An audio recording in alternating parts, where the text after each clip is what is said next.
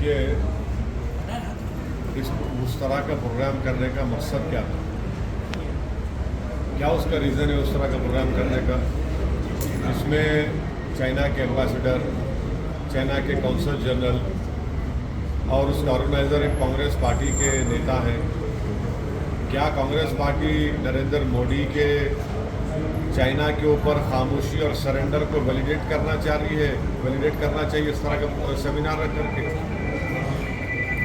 क्या हिपोक्रेसी है कांग्रेस पार्टी की? दिल्ली के उनके नेता बोलते हैं कि चाइना के बारे में और उनका कर्नाटक के नेता और कुछ करते हैं। क्या कांग्रेस पार्टी 1962 की जंग से कुछ सबक हासिल नहीं की क्या? और देश के मौजूदा प्रधानमंत्री की सरकार ने चाइना को 1000 स्क्वायर किलोमीटर पर भारत की ज़मीन पर, जहाँ पर हमारी फ़ौज पेट्रोलिंग करती थी, तो बिल्कुल सरेंडर कर दिया है। हॉट स्प्रिंग, डेप्सांग, डेमचाक में हमारा कोई असर नहीं है वहाँ पर। तो एक अजीब है, दो नेशनल पार्टी अपने आप कहते हैं और चाइना के बारे में दोनों की एक हिपोक्रेसी चल रही है। दूसरा सर सवाल कश्मीर के पॉलिटिक्स में, कश्मीर के बड़े नेता हैं गुलाम नबी आज़ाद, उन्होंने एक पार्टी छोड़ी। और एक चीज़, हम प्रधानमंत्री से ये अपील करेंगे कि चीन के बारे में कुछ बोल दीजिए।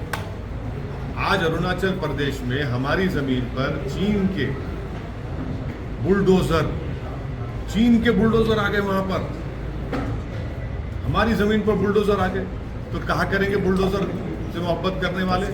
माने चीन बुलडोज़र लेके आएगा तो ये टाइटाई हो जा रहे हैं लोग।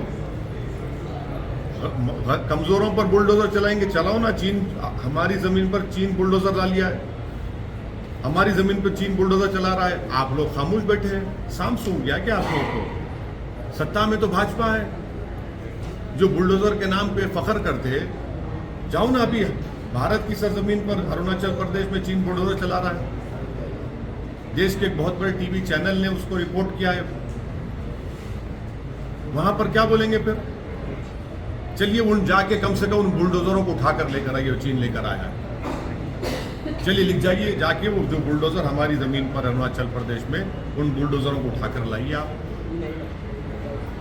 लाइए ना भाई, हमारी ज़मीन पर, भारत की ज़मीन पर चीन बुलडोज़र चला रहा है। भाई कुछ तो करिए भाजपा वालों। आपका कहना है? अरे भाई, ये ऐसा मसला है अरुणाचल प्रदेश का कि हम तो प्रधानमंत्री से, भाजपा से अपील करेंगे फौरन पार्लियामेंट का सेशन बुलाया जाए और उस पर ये हमारी ज़मीन पर, भारत की ज़मीन पर जो चीन बुलडोज़र चला, उस पर बात होनी चाहिए पार्लियामेंट में। कब तक खामोश बैठेंगे चीन के बारे में? क्या बात है ये? 1000 स्क्वायर किलोमीटर पर भारत की, जहां हमारी फौज पेट्रोलिंग करती थी, वहां पर चीन बैठा हुआ है।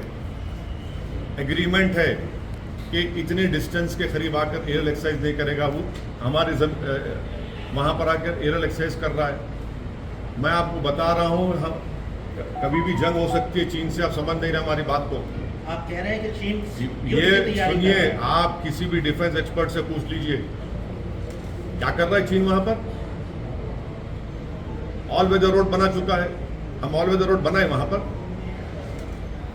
उसके एयरक्राफ्ट हमारी लाइन के करीब आ गए, जहां पर एग्रीमेंट है नहीं आना। आपने नहीं सुना फॉरेन मिनिस्टर ने क्या कहा? आप लोग सुनिए, फॉरेन मिनिस्टर ने क्या कहा। 14-15 राउंड की बातचीत, क्या की बातचीत हो रही भाई? बताइए भाजपा वालों, अगर चीन इस जमीन पर कब्जा करके 15 राउंड से क्या बातचीत हो रही, बताइए हमको आप। आपको क्यों लगता है सर कि वॉर होगी या हम लोग वॉर की तरफ? ना हो, खुदा ना खास्ता ना हो, मगर जो चीन हरकतें कर रहा है, क्या है माने? इंडिया भी तो तैयार है ना सर लड़ने के? तैयार है।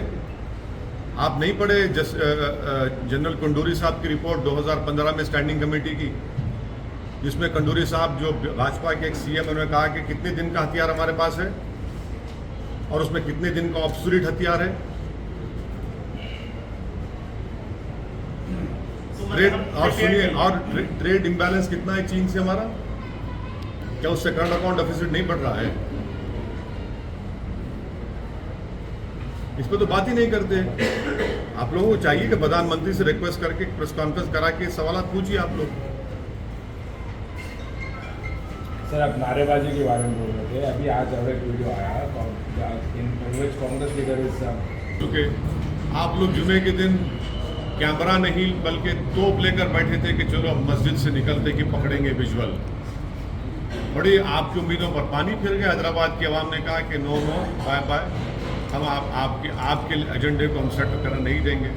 तो आपको लगा कि भाई जो इतने दूर दूर से आप लोग आके बैठे 2-2 घंटे, अच्छा है आप आइए, ओल्ड सिटी को आइए, आपको बहुत दिमाग साफ होगा। वहाँ पर चार मीनार के छाँव में बैठिए, मक्का मस्जिद के दामन में बैठिए, वहाँ पर कबाब खाइए, वहाँ पर इडली डोसा खाइए। तो ये चलता है, ये भाजपा की। मुनावर कबाब। अरे भाई देखिए, मैं एक राजा सिंह ने जो कहा उसको भी तो हम खंडन कर रहे हैं, लेकिन सर काफी मुनावर फारूकी का नाम नहीं ले रहे सर आप तो। देखिए सुनिए, हमारी पार्टी के दिए थे नहीं दिए थे हम सब देख रहे हैं उसको, मगर असल आदमी जो वीडियो जारी किया वो जेल में सर अभी। हाँ मीडिया नहीं आपका डिमांड था कि वो आदमी अरेस्ट होना चाहिए वो स्टेट है। स्पीच के लिए जो वीडियो उसने जारी किया था, लेकिन पुलिस ने पुराने केसेस को पकड़कर 1-2 दिन बाद मीडिया उस पर डालना, उसको कैसे देखा? तो पुलिस को एक अख्तियार है एक्शन लेने का, और उस जो 41 सीआरपी से हाईकोर्ट को गया है मामला, चीफ जस्टिस के इजलास में गया, सितंबर में उसकी मीट उसकी नई तारीख दी गई है मैं उनका प्रेशर भी है कि नहीं कोई प्रेशर नहीं है। देखिए जस्टिस होना चाहिए। ये जो मुद्दा है, आप गलती से आप तमाम लोग इसको सिर्फ मुसलमानों के आइनक लगा के देख रहे हैं। ये हैदराबाद के शहर को बिगाड़ने का, तेलंगाना के भाईचारगी को बिगाड़ने की कॉन्स्पिरेसी थी ये। तो केटीआर का भी वही कॉन्स्पिरेसी का पार्ट आ रहा है सर। एक ये भाजपा की तरफ से जो सर्जिकल स्ट्राइक किया गया है हैदराबाद के ऊपर, ताकि यहाँ पर भाईचारगी खत्म हो जाए, नफरत की दीवारों में और इजाफा हो जाए, यहाँ पर हिंदू मुसलमानों में तनाव पैदा हो जाए। मगर मैं मुबारकबाद देता हूँ हैदराबाद की जनता को कि उन्होंने सर्जिकल स्ट्राइक को नाकाम कर दिया भाजपा के। मैं मुबारकबाद देता हूँ हैदराबाद की मोहब्बत करने वाली आवाम को कि उन्होंने भाजपा के इस असली एजेंडे को समझ लिया और सब ने मिलकर हैदराबाद की चैन और सुकून को जो लोग बिगाड़ना चाहते थे उनको रोक दिया।